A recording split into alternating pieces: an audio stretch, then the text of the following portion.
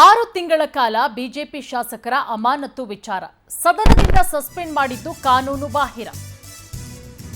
6 ತಿಂಗಳ ಕಾಲ 18 ಜನ ಬಿಜೆಪಿ ಶಾಸಕರನ್ನ ಅಮಾನತು ಮಾಡಲಾಗಿದೆ.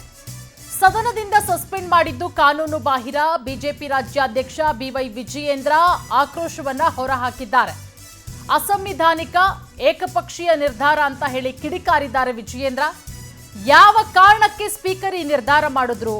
ಮುಸ್ಲಿಮರಿಗೆ ಕಾಮಗಾರಿಗಳಲ್ಲಿ ಮೀಸಲಾತಿ ನಿರ್ಣಯ, ಅಲ್ಪಸಂಖ್ಯಾತರಿಗೂ ಬಜೆಟ್ನಲ್ಲೂ ಅನುದಾನ.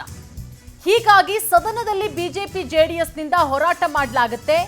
ಪ್ರತಿಭಟನೆ ಮಾಡಿದ್ದಕ್ಕೆ ಸಸ್ಪೆಂಡ್ ಮಾಡಿದ್ದು ಸರಿಯಲ್ಲ, ಇದು ಸಂವಿಧಾನ ಬಾಹಿರ ನಿರ್ಧಾರ ಅಂತ ಹೇಳಿ ಬಿಜೆಪಿ ಕಚೇರಿಯಲ್ಲಿ ಬಿವೈ ವಿಜಯೇಂದ್ರ ತೀವ್ರ ಆಕ್ರೋಶವನ್ನ ಹೊರಹಾಕಿದ್ದಾರೆ.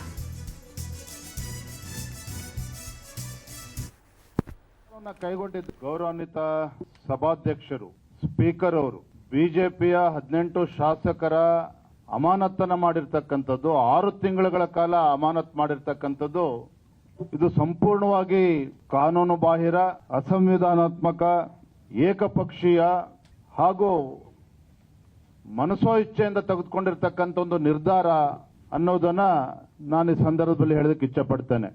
ದುರಂತ ಅಂತ ಹೇಳಿದ್ರೆ, ಯಾವ ಕಾರಣಕ್ಕೋಸ್ಕರ ಸ್ಪೀಕರ್ ಅವರು ನಮ್ಮ 18 ಶಾಸಕರನ್ನ ಅಮಾನತು ಮಾಡುವ ನಿರ್ಧಾರವನ್ನ ಘೋಷಣೆ ಮಾಡಿದ್ರು? ಯಾವ ಕಾರಣಕ್ಕೆ ಅಂತ ಹೇಳಿದ್ರೆ, ಏನು ಮಾನ್ಯ ಮುಖ್ಯಮಂತ್ರಿಗಳು, ಹಣಕಾಸಿನ ಸಚಿವರು ಮತ್ತು ಕಾಂಗ್ರೆಸ್ ಸರ್ಕಾರ ಈ ರಾಜ್ಯದಲ್ಲಿರ್ತಕ್ಕಂಥ ಮುಸಲ್ಮಾನರಿಗೆ ಸರ್ಕಾರಿ ಕಾಮಗಾರಿಗಳಲ್ಲಿ 4% ರಿಸರ್ವೇಶನ್ ಅನ್ನ ನೀಡ್ತೇವೆ ಎನ್ನುವ ನಿರ್ಧಾರವನ್ನ ಕೈಗೊಂಡಿದ್ದಾರೆ.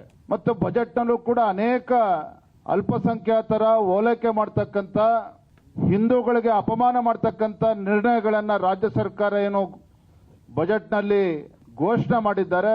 ಈ ಒಂದು ಹಿಂದೂ ವಿರೋಧಿ ನೀತಿಗಳನ್ನ ಏನು ಕಾಂಗ್ರೆಸ್ ಸರ್ಕಾರ ಅನುಸರಿಸ್ತಾ ಇದೆ, ಸಿದ್ದರಾಮಯ್ಯನವರು ಏನು ಅನುಸರಿಸ್ತಾ ಇದ್ದಾರೆ, ಈ ವಿಚಾರವನ್ನ ಎತ್ಕೊಂಡು ಸದನದ ಒಳಗಡೆ ಭಾರತೀಯ ಜನತಾ ಪಾರ್ಟಿ ಹಾಗೂ ಜೆಡಿಎಸ್ ಒಟ್ಟಾಗಿ ಒಂದಾಗಿ ನಾವು ನಿರಂತರವಾಗಿ ಹೋರಾಟಗಳನ್ನ ಮಾಡ್ಕೊಂಡು ಬರ್ತಾ ಇದ್ವಿ.